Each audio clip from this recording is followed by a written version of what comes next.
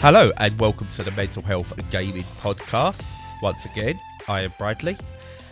And I popped out last night to put the bins out. And as I went out there was Stu. And he was with all our listeners. And he was having a bit of a party. I thought it was a work do. And I was like, Stu, what's going on? And he went, what? You know, he's getting everyone together for work. I went, we can't do that, Stu. And he went, it don't matter, we'll just lie to the public later. And I said, but Stu, you're out here with all the listeners. And he went, yeah, but we're still well under the 6 people quota. How you doing, Stu? Yeah, I was going to make that observation myself, but yeah, not too bad, Tar. Yeah, no, it's great. It's great to see. We're in the stage now where whenever we see something nasty or horrible happening to the Tory government, it's so rare, it's just a cause for celebration. So that's actually lifting my spirits a little bit. Yeah. And see, just the headline just said liar on one of the papers today. It's like, you've lost, it's untenable. I think the end is in sight at some point. Yeah, thank God. Yes. But unfortunately, Piers Corbyn, not Piers Corbyn, that would be even terrible. What's his name? Keir Starmer. Keir Starmer, Tory in disguise, unfortunately. But we're not going down that route, because what we're talking about today is video games and mental health, but video games to start with. So, I've got 3 that I've been playing, so I'm just going to jump straight in and go with my first one. So, first up, we have Horatio Goes Snowboarding. I've got to get that right because I keep trying to say skiing because of Horace Goes Skiing, which this is kind of an homage to. And the reason I'm talking about this is it came out on the Switch fairly recently, towards the back end of 2021. And really, it's such a really good time killer. I've not spent ages on it in terms of, I've not sat down and hammered it for hours and hours, but it's the perfect, I've got 5-10 minutes game, let me chuck it on, which all of Mike Dawes' games are. Don't Die Mr. Robot is perfect for that. Flying Aces, also perfect for that. And Horatio Goes Snowboarding is, it's just the epitome of it. It just works so well. Indeed, and it's a one of those coffee games that we've talked about, isn't it? That it doesn't have to have a great deal of depth because the core bit of gameplay is great for a little loop when you're sitting down. And it's absolutely perfect for the Switch. And ironically, I played it on PC. So when you get it all fired up, you get the computer going, and you get your controller connected and you're getting ready for a game, and you open Steam up, and it's like, I could play that game, or I've got 45 minutes, I can play a larger game, and that's not ideal for that kind of game. So I may double dip on that one and buy it again on Switch. Okay, yeah, it's, without being too cliche, it's perfect for Switch, because it is just, you pick up your Switch, you go, there it is. This is where I wish the Switch had pins or favourites that you could just go, look, these are the 5 games, just stick them to the front of the screen at all times, and I could just go straight into them rather than having played a few bits and then you kind of forget about some games, because this is one I just go, oh yeah, that'll do when you pick up a Switch. But you're right, with a PC, you kind of go on there, you go, I could play this, so I've got about another 2,000 games I could play on Steam that I haven't played yet. Yeah. But on the Switch, it's perfect, absolutely perfect. And I tell you what, just to shout out Mike Dore and the guys as well. Obviously, Infinite State Games. I don't want to just be Mike and make it sound like it's all him. But Horatio Goes Snowboarding, Rogue Aces. I said Flying Aces. I didn't mean Flying Aces. And Don't Die Mr. Robot are all absolute bangers. Yeah, absolutely. And what I thought was really impressed by with this game is that it looks gorgeous as well. It's really lovely looking. The style they've gone for, is just excellent. And as we've said loads of times, we're not like graphics obsessives on this podcast by any stretch of the imagination, and we rarely even talk about them, comparatively speaking. But with this kind of a game where it's got that like quick little loop and I'll just see if I can beat this score kind of energy to it, having a really appealing visual style is so important, and he totally nailed it You know, he really has, and Yeah. can't wait to see what he does next. And he does follow the podcast, so shout out to Mike. And yeah. But also with this as well, I mean, the best way I could describe it to anyone who's a bit on the fence, it's if you're aware of Pac-Man Championship Edition, especially the DX version of it, imagine this as almost Horace Goes Skiing Championship Edition. Yeah. That's the upgrade it is. It's brought what is a classic game that had its limitations because of hardware and gone, look, if this game was made today, this is what it would be. And again, like with Don't Die Mr. Robot especially, the loop and the score attack part of it is just sublime. Yeah, it really is great. And I know that there are quite a lot of games like that, but I think the test of them is time. And I don't mean a long period of time. I mean just like 6 months. When, you know, you've seen everything that it has and yet you still want to go back to it. Yeah. And it's harder to do it, I think, in stuff like, you know, it's an action game, you know, it's not a violent action game, it's a fun action game, it's a sporty action game, but it's not a puzzle game. And it's easier if you get the kind of secret sauce right with puzzle games to get people to come back and back and back. But it's harder, I think, with you know, action-based games. And I think it's nailed it. And it's a real kind of sort of crypto classic, I think. I think it's going to stay around for a long time, and hopefully on the Switch it's going to hit a really big audience. Yeah, not enough people are playing it, so more people need to play this. It's on the Switch.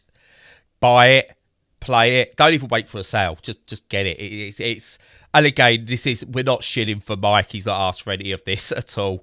It's just so damn good, though. It really, really is. And I criticised it on the Steam release initially because I couldn't play it because of my vision issues. So I am saying sort of like, again, still, I think it needs some accessibility options sorted. But I've had a few good days with my eyes over the past couple of weeks, which meant I was able to play a couple of games like this. And I'm glad I did. But as a bit of clarification, it does need some accessibility options still. Yeah, no, fair enough. So next up, what have you got, Stu? So yeah, I will mention one that is quite unusual for me. Not unknown, but as I mentioned a few podcasts ago, I don't touch RPGs often, and when I do, I tend to get kind of obsessed. And that's happened at the moment, really, with Monster Hunter Stories 2, Wings of Ruin, which is a Switch game and dedicated to Switch. It's an exclusive, like Shin Megami Tensei 5. I think that's exclusive. I'm probably putting my foot in my mouth now. Yeah, no, I think it is. I think you're right. All right, cool. And yeah, it's kind of like, it's one of those where I think it should have just been called Monster Hunter Stories RPG, so that people had absolutely there was absolute total clarity that it was an RPG. Because I guess quite a few people are like me in that they played Monster Hunter and they were like, yeah, I love everything about the looks. It's got a classic Capcom sort of style. The designs are absolutely fantastic. It's just the core gameplay I just couldn't click with. And I think a lot of people probably feel like that. And it's, quite polarising, bit Marmite, for British listeners. And this is not. This is a more classical RPG with a bit of a twist in that it frames and structures itself a lot like Rise, in that you go around the landscape and then you have to compete with monsters and you have to find out what their weak spots are to defeat them and stuff like that. And it does it with a real kind of a verve and energy. It's ripped off Breath of the Wild's visuals. It's not as nice looking as that, but almost. And it looks fantastic. And it's a lot of exploration, a lot of tasks.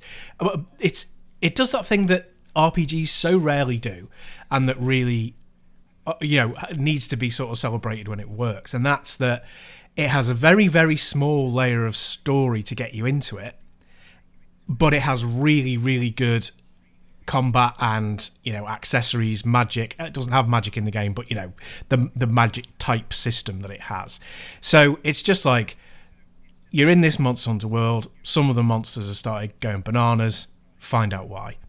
and that's it. And the layer of that is great because, you know, it's enough backbone and structure to get you into that world, and enough to develop on, you know, bring in lots of characters and, you know, have some fun with it, but without it being a kind of like watch a 45-minute intro cutscene that explains why this blonde, white, blue-eyed little lad has got to go and save the world.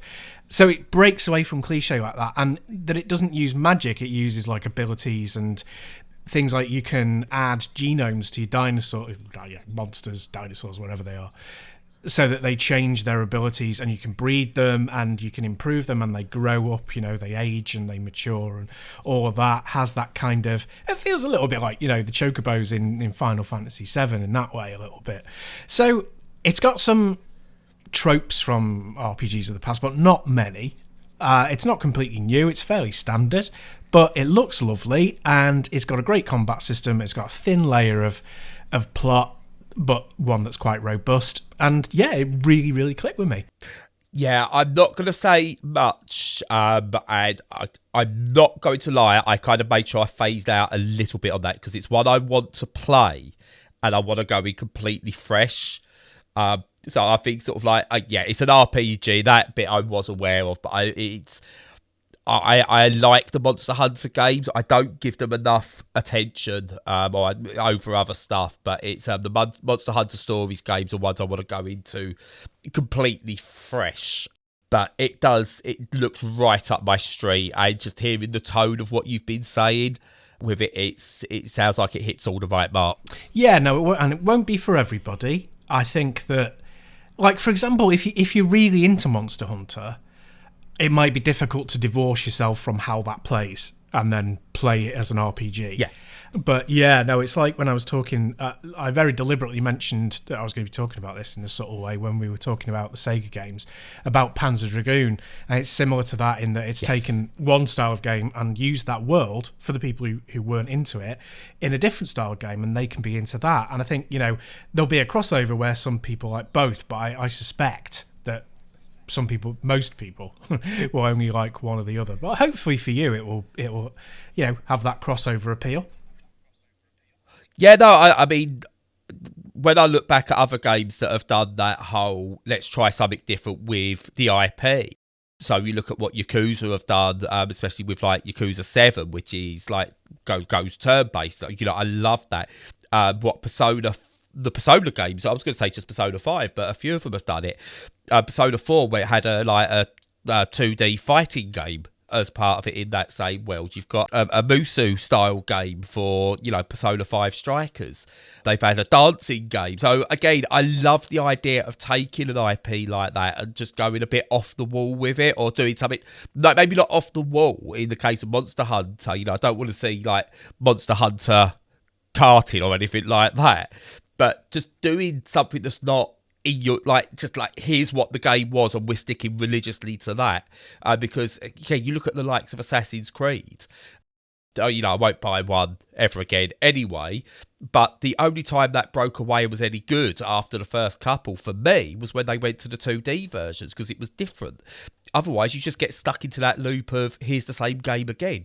And no one wants that. So I'm glad that Capcom are trying something different with this. It's something that doesn't happen very, very often. No. And I think it happens more with Japanese developers, and they should be applauded for that. Obviously, the most recent, I'm going to completely contradict myself immediately, because Shovel Knight is one of the ones that you and I have really loved and championed, and that does that exactly. It takes one genre and makes another out of it. But no, generally it doesn't happen. Even the Treasure Trove, that even the different DLC packs in the Treasure Trove changed the game up completely. Yeah, precisely. It's a lot of confidence, and you know, they've got a lot of, like I say, confidence in their style, and that their audience will go with them, and it's brave, and I like it. Excellent. I'm gonna have to get onto that, aren't I, at some point this year? If you can afford it, because gee whiz, it's expensive. So I got a second-hand copy off eBay, and it was 32 quid second hand, and I think, you know, buy it first hand, it's 50 quid. I think digitally it's 50 quid. It's really expensive. It's one of those typical Switch ones that doesn't drop in price, but this time it's not a Nintendo first-party game. So, yeah, it's a lot of money. There's hope. I've got it on my alert list anyway already, so I've been waiting for it to drop. I'll wait for it to go like to that £30-ish mark on the eShop, hopefully at some point. Yeah, Rise does. Rise gets quite a lot of drops, so who knows? It might happen soon. Fingers crossed. Yes, not too soon though, because I've got no money at the moment. Yeah, I know how you feel. Let's go give it to about August. Do a drop about August, September. That'll be fine. I don't know why I'm telling you to do that. If I could, I would. September drop would be perfect. Yeah, because it's around my birthday, so it's easier to go. Get me that. Yeah. Or I'll get that for my birthday. So completely away from the likes of Monster Hunter, I got into playing Chicory, A Colourful Tale. Cool. And I don't know why this passed me by. This came out initially in June on Steam, and towards the end of the year, it got a Switch release. It's one I've had on my wish list for a long time. It's hit sales. I don't know why I've not bought it. I think it's because maybe again it's like it's a colourful game, but it's quite bright, which was an issue with my vision. But actually, isn't that bad? The white and the dark before you start colouring things in, it works absolutely fine, and it's not too overbearing. But anyway, I'm getting ahead of myself.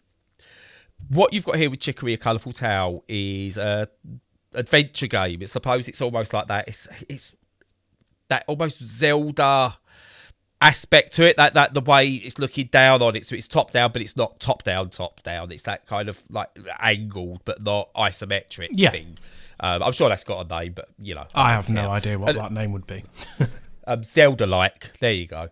And basically, you're playing in a colouring book. Do you know? It's not even like do you know those like watercolor books you used to get? It's kind of got that watercolor paper texture to it. Oh yeah. I mean, I've seen this game lots, and I think it's on Game Pass. Is it? Oh right, okay. I'm not sure. This should never have passed me by. This is right up. But anyway, it's basically a Zelda-esque adventure game where you use a paintbrush to colour in the world as you go, to solve different puzzles and explore, and it's lovely.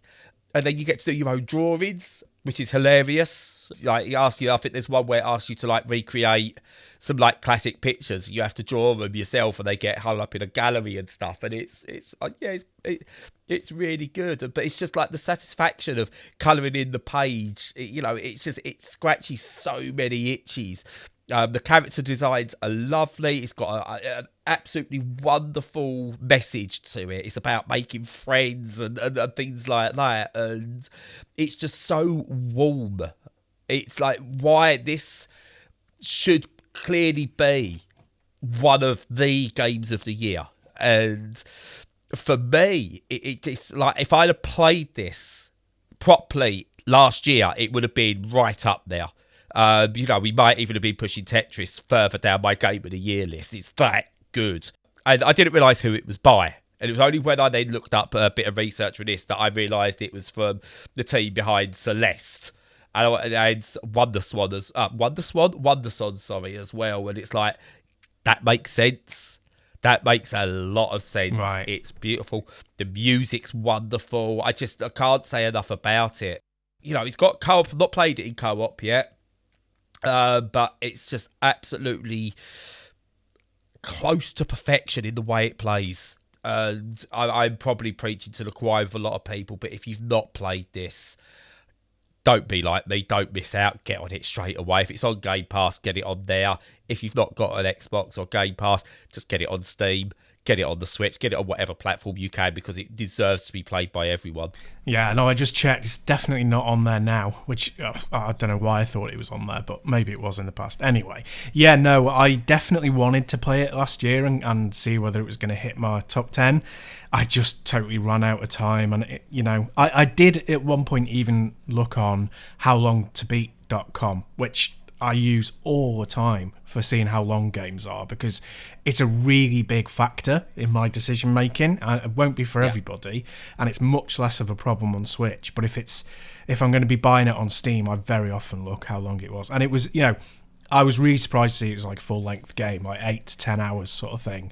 And I was like, yeah, no, I've not got room in my schedule for that at the moment. But that really upset me because I really wanted to play it and see if it was going to get there. And you're right, the way that it looks is fantastic. There aren't very many games, even at the moment, where you have a black and white, a monochrome look where you fill it in with colour. And they do it in a really clever way and build a really good game around it. And it seems like they did it with this one. So it's still really high on my radar, and I'm definitely going to get to it soon. And this is what I wanted Epic Mickey to be. Yeah. When I imagined Epic Mickey in my head, when they very first announced that, and they had like, you paint the world and you bring colour back to a dull, a dull world and stuff like that. This is what I wanted. This game, if you, not now because it's an evil overlord, but if you'd have swapped out the main character from Chicory for Mickey Mouse and put a bunch of Disney characters in there or whatever, that's what Epic Mickey should have been. And what it sort of does as well. And the only other game that comes close to me to this, but it's not as enjoyable, it's a bit more frustrating, was The Blob, which again was a colouring in and things like that, but it was more of a 3D adventure where there's evil monsters and you've got this is how you stop the evil monsters. So it was its own thing, but it used the colour mechanic really well. But this is just top of the class. It really, really is. This is a Sistine Chapel of a game. Nice, yeah, that's definitely on the list. It's on Steam. It's like $15.49. And they can use that quote. Yeah, it's $15.49 on Steam at the moment, and I'm not sure on Switch, but yeah, definitely gonna have to pick it up soon.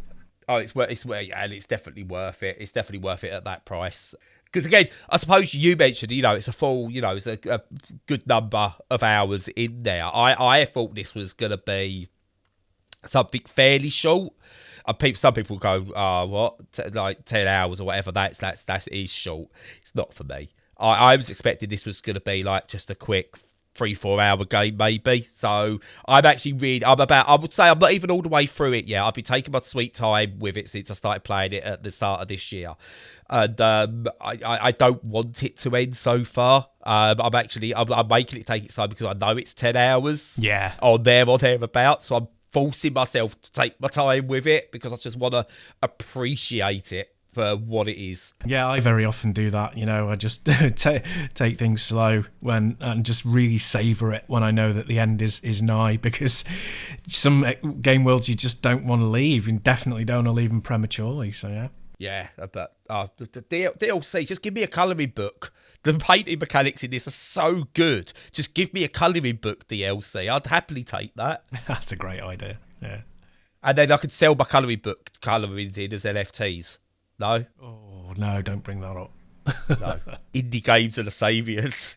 Please don't go NFTs on indie games. Yeah. Oh, God, what was it? Square Enix, they came out with the support of it. And everyone was like, some people just want to play games to have fun. That's not what we want. I know. It made you want to puke. It was hilarious. At least Sega turned around and said, we are going to do... we do want to do NFTs, but if you decide that that's not the right thing to do, we won't do them. Don't do them. If you're having to ask that question, don't do them. I know. Shall I stick my hand in this fire? There's that kind of question. I mean, the answer to that's yes, of course, you should. Well, obviously. Because that's fun. NFTs are not fun. There you go. That's a NFTs are not like sticking your hand in a fire, because sticking your hand in a fire is fun. Yeah. Maybe not the message to send out to the kids, but yeah, fair play. Yeah, Charlie says and all that. Yeah. That makes us sound... There's only a subset of people that are going to understand that reference. Yeah, ancient people like us. Oh, no, it came out... They brought out... luckily, this is where we have edits and when we do the YouTube stuff. By the way, a lot of these reviews are going to go on YouTube and stuff like that. Reviews, discussions, whatever you want to call them. They're not reviews. I don't do reviews. But they're going to be cut out. But, Charlie says they actually brought out... There was a DVD came out... in the early 2000s, I want to say, maybe mid-2000s, that was just absolutely full. It's called Charlie Says, the DVD. It was absolutely full of old, like, British 60s to 80s and 90s infomercials. Right. Absolutely brilliant. And it was sort of like, do you know the one where sort of like it was like a big serious scene, and it was like all really dark and moody, and it's like the people drowning at like a pool or whatever it was, and it had the Grim Reaper stood there, and it was all really dark. It had stuff like that on it, the Green Cross Code Man, and all things like that, and all the Charlie Says ones. Ridiculous that they put that out on DVD, but it was brilliant. I don't know, it's pretty cool. Dark Water is the one that you're talking about. Yes. Nah, cool. Yeah. But I mean, even that means it's millennials who are not young anymore. So, yeah, we're still old, mate. Sorry. Yeah, I know we're old. I've come to terms with that. Yeah, me too. Although, technically, I'm still 2 years younger than I am now, because I still refuse to accept that the year of 2020 is over and we're still only in sort of like revision B. We are, 2020. Yeah. Yeah, it's like near replicant with all those numbers after it. That's what it will end up with. Yeah. I'm 38.1 VB. There you go. Right, what's next? So I've been doing some experimentation, which is not, unsurprising for me when it comes to fiddling around with consoles. And I saw that there was some stuff that I still wanted to pick up on PS4. And I was like, I'm going to have a look into, jailbreaking the PS4, because I like fiddling around with this stuff. And it's old enough and, the games are cheap enough for me to start picking up stuff secondhand. So I've kind of bought a couple of really cheap games on eBay that I'll talk about on the coming weeks. But the first one that I've been playing is Uncharted Lost Legacy. Now, I kind of never really bothered with the Uncharted series very much because it mostly didn't click, but I heard such good things about this one. I was like, well, I'm gonna have a look at it, and see what they've pilfered from the new Tomb Raider reboots at the same time as Tomb Raider was pilfering from them. And the answer is quite a lot. So I was quite impressed with that, and I got it for like a $5 on eBay, really dirt cheap, and jailbroke my PS4 and ripped it to the hard drive, so it runs entirely off that. And I only mention that for anyone in the audience who's even vaguely interested in that side of things, And I know that we're going to have a full debate on piracy and, in inverted commas and all that sort of stuff. Yeah. IP stuff in the future. But yeah, no, it was interesting, and I like fiddling with technology like that. So it runs off my SSD, and as a game, it's surprisingly excellent. Now, it's probably not surprising to the general populace that it's excellent, as probably 90% of PS4 owners have played it already. But it's a surprise to me, and I think the things that it does really well are it's really bouncy, silly, daft in terms of the way that it handles and controls. It's got that. It doesn't really care about physics so much. They exist, but they're definitely its own take on what Earth's gravity is actually like. It's not bouncy like Halo, but it's definitely not realism. And they kind of play into that with letting you drive around a truck all the time, and a four-wheel drive, and the way that navigates the landscape doesn't really align with reality, but it's fun. And there's a kind of a feeling of, we're not kind of worried about that. We're leaning into it now. And what it's done is it's made the handholds when you're climbing less obvious, and the ability to fall to your death a little bit more. Like, they've amped that up a little bit more, which is good, because it was like basically just press up when I played the first game. It was like you just have to press up and you're fine. And they've added in more climbing mechanics and swinging mechanics and stuff like that. And the story's excellent and really genuinely funny. And that's so rare. So I've been really surprised by it. And again, I probably shouldn't have been, but it's pleasant anyway. So what do you think of the writer? I've not played this. So I've not played this one yet. I was going to, but I got so Uncharted out after playing 4 because that was so long. I was like, I don't want to go straight into Lost Legacy now, so I was going to wait, and then I had to sell my PS4, and I just never got round to playing it. But I was intrigued because obviously you got 2 female lead characters. I was interested to see how they handled them, because I don't think they handled, I can't remember what her name is, but Nathan Drake's wife in the Uncharted games, as well as what they think they did. She still essentially just became a competent damsel in distress for the most part. So having, there's Chloe and I forget what the other one's called as the two leads here, and they work together, and they're not relying on Nathan Drake. It's I'm interested to know sort of like how well that's handled, or whether there's still a lot of this is a bit cringe moments. There's not been anything cringe, which is great. They're very well for video games. They're exceptional. Let's put it that way. So they're not objectified in any way, shape, or form at all. Yeah. There's no kind of dodgy stuff that they say. The way that they react to the men in the game isn't dodgy, or more flip it on its head, more like it's not dodgy the way that the men react to the women. Yeah. But at the same time, there's not really a female voice in there, if you see what I mean. Yeah. Now, there is right at the beginning. I'll spoil the beginning because it's literally the first few minutes and everyone has to play it. You're in a market as that Chloe character, who is, great representation. She's Indian Australian heritage, and she's in India, and she interacts with a young girl, like a little under 10s girl. I'm not sure exactly how old she's supposed to be, but pretty young. And there are some real interactions there that are feminine interactions that a young girl child would not feel comfortable necessarily reacting to a man, and talking about with a man, And it does that in a very subtle way that isn't sexist. It's a million miles away from misogynistic, and it feels like it authentically could be women's voices. As far as I can say, I'm a cis het white man. I'm no expert. I can't speak from a woman's perspective, but that seems good. But then once it gets into the game proper, I think a lot of the dialogue is pretty much interchangeable with if they were male characters. Yeah. So it's great that they're not objectified. It's great that women get a chance to talk about, plunder and history and archaeology and have banter, non-offensive banter, and be funny and, globetrot and all of those things that you associate with male adventurers. But at the same time, there's not much in there that marks them out as specifically being women, and you do have to have women writing women to feel that, I think. Yeah. No, I totally agree. From the trailers and stuff, I was looking at a guide.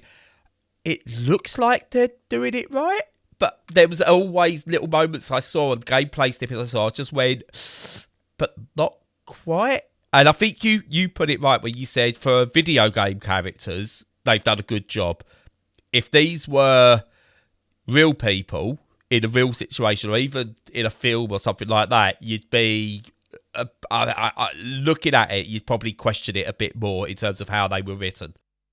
Yes, that's right, you would. Yeah, and it is difficult. You've got to be culturally sensitive, and this is why it's so important to bring people in with those voices. It's really important. I mentioned a long time ago when we were talking about Edith Finch that I used it as an example of how you couldn't just insert like black characters into there for as an example, because there would be such a disconnect with not talking about how did black people in America end up with so much land and such a big house. That conversation needs to be had, and that story would be really interesting to be told.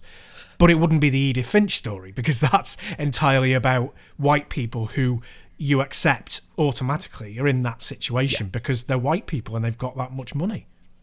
Yeah, no, totally agree. The way I look at it, and for anyone who's confused as to why you need representation at all levels, this is what a lot of cis white people do not get when it comes to something. But if you look at the film Airplane, you don't want the two jive characters in there. You don't want the characters talking in jive and talking about fried chicken, and it's quite racist in its overtones. It's not meant to be horrible, but it's the joke's not on them, but it's still very racist in its overtones, the way they write those two characters. And they're only bit parts, I get it.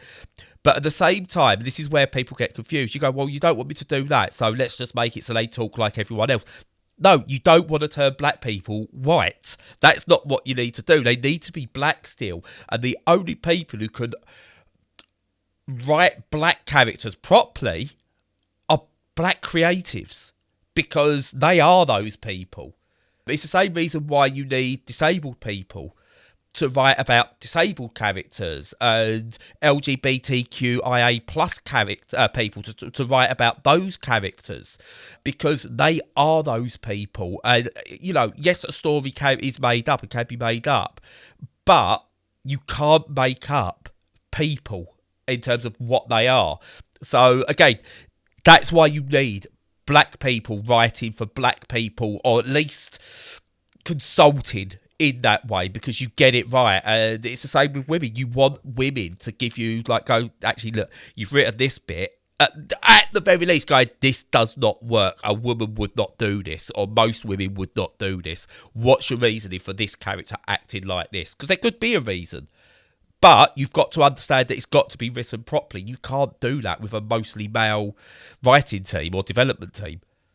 Yeah, absolutely. Absolutely. And yeah, there's a lot of cultural sensitivity that has to go into it, but also, and that's really important. But also, when you start bringing in people from different cultures, backgrounds, ethnicities, sexual orientations, you get new stories, and surely that's what you want. You don't want the same story being told over and over again. So, yeah, to bring it back to Uncharted, it's great in that way. That it doesn't exclude women. How much it actually brings women into the conversation and narrative, I'm not entirely sure. But small steps. Well, but you can see what's happening. They make an Uncharted game with 2 women, and look, there's not been another one with Nathan Drake in it since. Just saying. Yeah. It's the way it starts. They've tanked it. Them bloody women tanked it. I told you they'd ruin my video games. Yeah. But obviously we're kidding with that. But yeah. And they put a black woman in there as well. I mean, that's just rubbing it in. Well, that's one thing that, to go back to the serious side again for a second, I really loved the fact that, the two leads were women, and that's going to automatically piss some people off, and they're women of colour, and that was brilliant as well. And you cannot underestimate. I mean, the fact that they were, female presenting, that's, and the way that they act in game isn't perfect, but that box art of just 2 people of colour who are the heroes, that is absolutely phenomenal. It almost never happens. Really good. But anyway, moving on.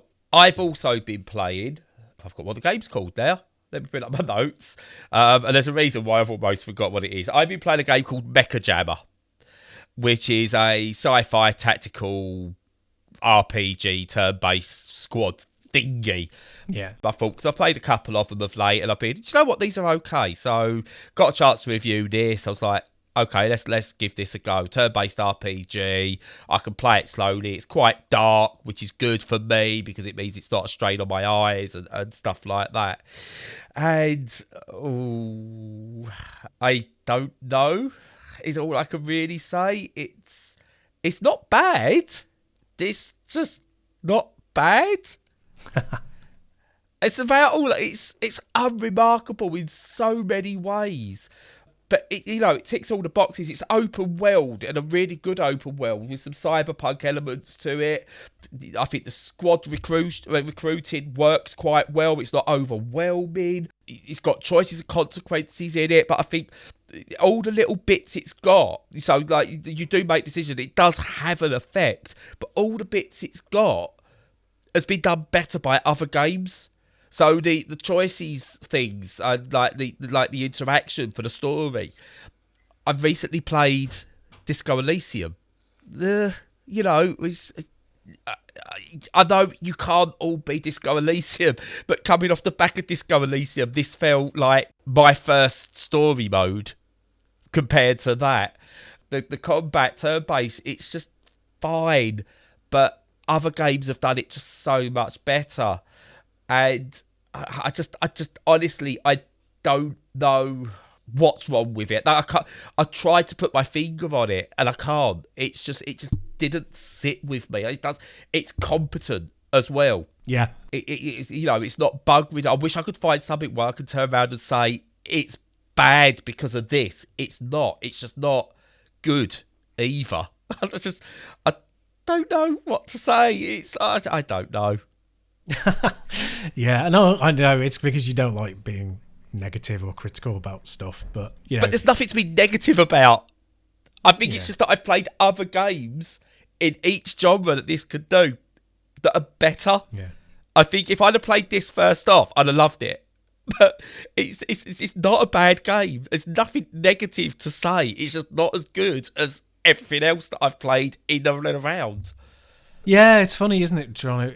It'd be great to see like a breakdown of how these things came about and what particularly stopped it being a good game or a great game, like getting above average. Because I'm always fascinated. Somebody must have had a really good idea, thought, oh, that core gameplay element's really good. The way that I want the visuals to look is going to really marry well with it. And whether they never achieved what they wanted to do or whether they did, but then they realised that didn't work and knocked some of the edges off it and it brought it down to something that was a bit more sort of mediocre. It's always fascinating to know what happened in that process.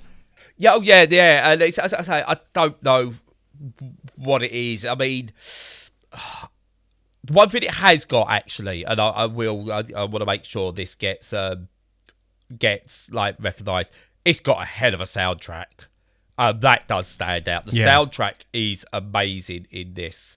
It's kind of like this synthwave retro thing going on. Cool. Very 80s like, and it's just they've got that spot on. It's not even a case of not wanting to be mean. I'm going to change. If a game deserves it, it deserves it. But this deserves just kind of doesn't deserve praise, but it doesn't deserve a beating either. Yeah, no, I get it completely. Yeah. It is the definition of a 5 out of 10 game. If you was going to do scoring, a proper, just nothing. I've got no opinion of it, and I feel bad for saying that. So what format was this on? On PC, on Steam. Right. I think that's the only thing it's on. It only came out at the back end of last year. Yeah. Is it one of those that might suit better on your handheld format? No. No. No, not at all. It's PC. It should be PC and PC only. It's you really need fine mouse controls on it. It's turn-based. It's not quite a CRPG, but there's almost that element to it as well. I can't imagine playing like Wasteland on a Switch or anything like that. So it's kind of around imagine trying to play Wasteland on a Switch. It doesn't work. But this is going to be a PC only game. Fair enough. Well, you did your best. You played it. That's all you can do. Yes. But yeah, that's it. But that's it from games for me. I've been fiddling with stuff, but that's all to do with a later podcast. I've been fiddling with retro and pinball and things like that. We'll talk about that another time. So I don't know if you've got anything else. No, that's all I've been playing. Excellent.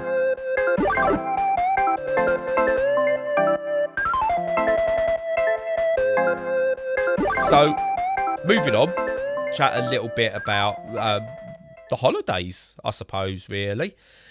And what a weird holiday season it's been.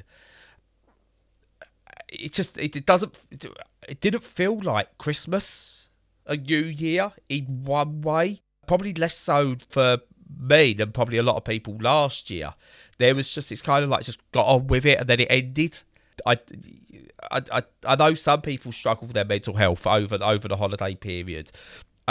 This is probably like the first year where I've not had a massive up or down mentally. I just kind of like sailed through the holiday period, and it just felt really, really odd to do that. How was yours in terms of like mentally getting through the period? It was okay. It's very strange at the moment. So I kind of really enjoyed Christmas, like particularly, the few days over Christmas itself. So, my birthday, then Christmas Day, then Boxing Day, and a couple after that. But probably because, everything's so, generally not great. So I've not got a job at the moment. There's COVID, there's Brexit, all of that stuff combined. It was a bit of an escape, really, and I enjoyed that escape. And I enjoyed getting stuff for people, and I enjoyed the presents that I got, and I could just totally forget about all the rubbish. But, that was at the expense of reality, really. That was literally just treating Christmas, as you kind of did as a kid, as a complete escape from realism, from reality. So I sort of had it as a bit of a refuge from the real world. But if I'd engaged with the real world, or had been forced to, like going to work or going to, visit family or whatever, I think it would have been a different story altogether.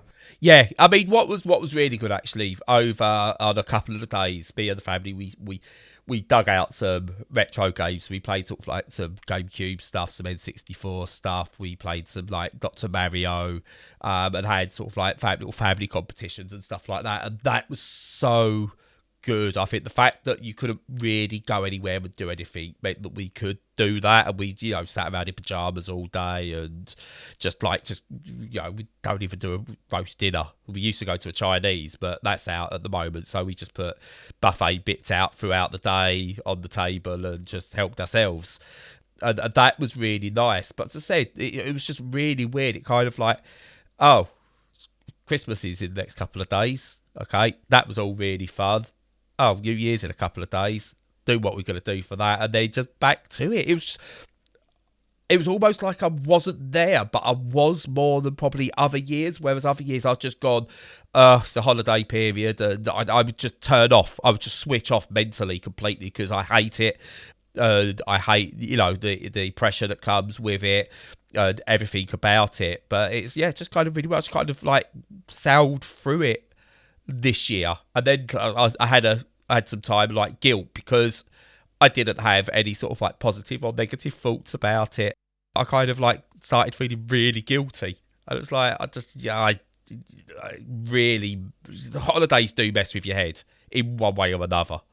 Yeah, I think they do for everybody one way or another. And even if you have a good experience, I think it's it's often like the one that I had, which is at the expense of reality, really. It's just pretending that you're not in the normal course of life and that these things are happening. And, I think it's different for people who are more religious, people who have different faiths as well. It's more tied to their traditions and things like that. But in UK society, in a secular society, it's much more kind of like you build the Christmas that's for you, and sometimes it works and sometimes it doesn't. And I find the best thing for me is to not have too many traditions, or if I do have traditions, then I'm always willing to just throw them aside. I don't feel like I have to follow a particular pattern to do it. So I did, like, for example, put up a tree. But I didn't do it till like the 22nd or 23rd. You could say like the 26th. Yeah, that would have been a little bit taking the mickey. But so there was that, that went up, but it was very late, and people would be like, oh, well, why are you doing so? And then I took it down really, really late, only took it down like last weekend. And it's like, don't care, just want to do my own thing, just want to kind of, have my own little fantasy of what Christmas is. So, yeah, that worked for me. And it's really weird now. I think I'd appreciate Christmas more if we just done away with the pretense now and just went, look, Christmas is about presents and just time with family. Because I think if you used to ask most people under say 16 now, I'd go like do a family fortune style thing and go like name something that's to do with Christmas. I think you'd get Elf on a Shelf higher than Jesus. Oh, yeah, without a doubt. So, do you know what? Let's stop all pretense. Oh, yeah. It's... Yeah. Let's celebrate his Lord and Saviour, Elf on the Shelf. Yeah. I think, it's got all that backbone in, pagan stuff. So the tree, the lights, making everything as bright as you can, giving presents to cheer people up.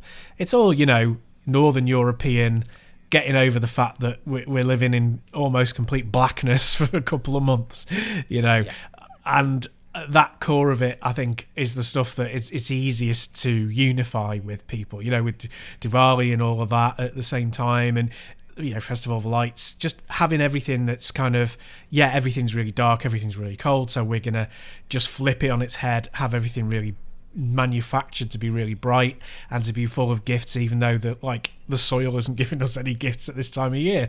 And just hammer that. Realise that we're not in a religious society anymore.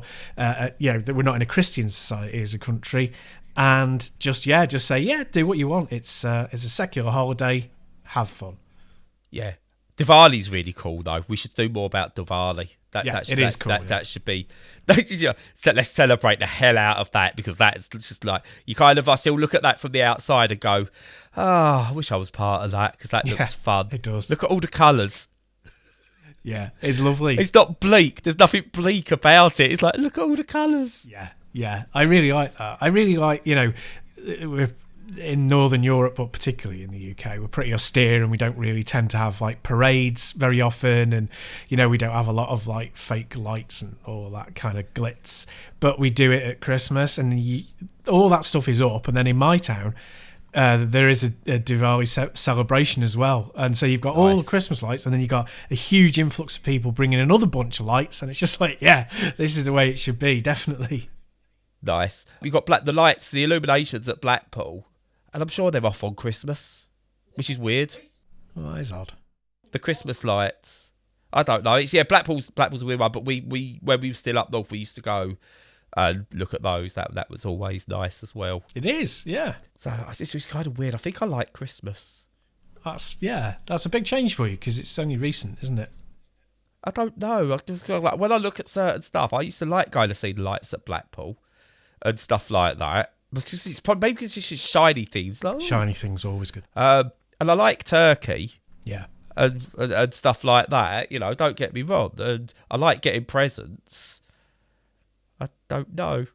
See, but then I get this point to see, this is the issue I have. Because I put on this, let's call it what it is, this mask to protect myself mentally. And I kind of go, I don't like these things, because if you show that you like these things, people want to make a fuss. I kind of then kind of had to sort of live that life in terms of, don't make a fuss, don't make a fuss, don't like it, don't like it, don't like it. That you never feel awkward where you go, actually, I do. Yeah. I don't mind it at all when I actually look at it in the wider picture. And it's very hard to take off that mask at that time of year when everyone goes, oh, it's December, Brad's going to be miserable. I don't know. It's really weird the amount of because I think we all do. We all wear masks to try and disguise how we really feel about stuff. And I really think, honestly, we should just normalise that it's okay to change your mind and be honest about whatever time of year it is and how you're feeling at that point, even if it's different to how you usually are. Yeah, I completely agree with that. I completely agree. You need to just recognise that people feel different things at different times. Whether they're neurotypical or neurodivergent doesn't make any difference. People feel differently at different times. And you should be, like you say, normalised. And if you feel crappy on Christmas, then you should be able to say it without being criticised by your nearest and dearest. Yeah, and if my mum's listening or anything like that, that does not mean I want you to bring me a surprise cake on my birthday. You ever do that, I will walk out in a strop. Yeah. That has. So, to give you a point on this, so I've been with Lo a few months, and it was my first birthday with her. Not my first birthday, because obviously that'd make her in prison about now. But it was like my first birthday, we'd been together, and we went out to a restaurant in Liverpool. And Lo wanted to organise getting me a cake to be brought out and stuff like that. And she had to be told that just don't do it. Just don't do it. She went, it'll be fun. It'll be fun. It's like people go, no. I found her go, just don't do it. Because I just maintain anyone does anything like that for me, I cannot do that. I can't do the whole in the middle of a restaurant, it's your birthday, sparklers, and everyone's singing. That I hate that. Yeah. I just said, I would walk out. I don't care. I would walk out. I don't care how it makes me look. I just could not deal with that. It's a weird thing. I could do with most things, but I can't. Birthday celebrations. I don't think that's weird. No, I don't think that's weird at all. I think that there's been, there's a group of people who really like that level of attention, and they've kind of gone, oh, well, if we like it, then everyone must like it. Yeah. No. No, I'd rather, I'd rather just crawl into a little pit and die. Thank you very much. But, yeah. So, no, you're not weird at all. I mean, again, it's one of the reasons I couldn't get married. You have to go and do your first dance. I'm like, not doing that. I'm not having the first dance in front of everyone. Behave. Yeah. No, it's not for everybody. You know what I mean? Yeah, and I'm going to look like a cock of a father of the bride if Edith ever gets married. Oh, you going to do a daddy-daughter? No. I'm not doing a daddy-daughter dance. Screw that. Well, as we know, she'll be in prison, so, she might be able to have a prison ceremony, but, that'll be it. Yeah, through the glass and everything. Yeah. Won't be very public. Well, depends. She might be famous. Oh, that's true. Because what was it? It was like Peter Sutcliffe, not Peter Sutcliffe, but one of the serial killers got married after spending 30 years in prison. That was well known for a bit. High hopes. High hopes. Yeah. Yeah, we really invested in her future. Yeah. Yes. Well, we pay into the prison system and everything, so, Yeah, we're quite literally invested in it. Yeah. Yeah. And I stay out of prison to make sure she's got a space. Yep. Good on you. I don't know where this is going. I think this is a good time for me to shut up. Yeah, fair play. Yeah, so that'll do it for this week. And we talked about obviously the holidays and their impact on people. And please do reach out to us. Reach out either on Twitter or more likely on Discord, so that you can get involved in the conversation and talk to people about anything you want, but also about mental health if you want to. We've got lots of good plans for the podcast this year. We're going to have hopefully more guests, and we're going to have, as Brad already mentioned, putting some of these reviews up on YouTube and stuff. So yeah, some good and big plans coming up. So in the meantime, before all of that starts appearing, as usual, stay safe and stay sane.